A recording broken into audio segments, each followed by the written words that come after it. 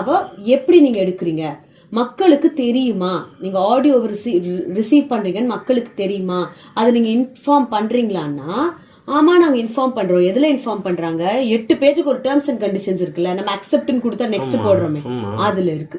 எத்தனை பேர் அதை படிக்கிறோம்? லோன் கொண்டாந்து கொடுக்கறதே நம்ம படிக்கிறதே இல்லை, குட்டி குட்டியா இருக்கான் சைன் நெக்ஸ்ட் நெக்ஸ்ட் நெக்ஸ்ட்னு அப்படி நெக்ஸ்ட் கொடுக்கலாம், அது போகாது. அது இதேதான் சார். ஈவன் வீடியோ கேம்ஸ் விளையாடும் போது ஒரு பிள்ளை சொல்லுவான், அரை மணி நேரத்துல நான் வச்சிருவேமான்வான்.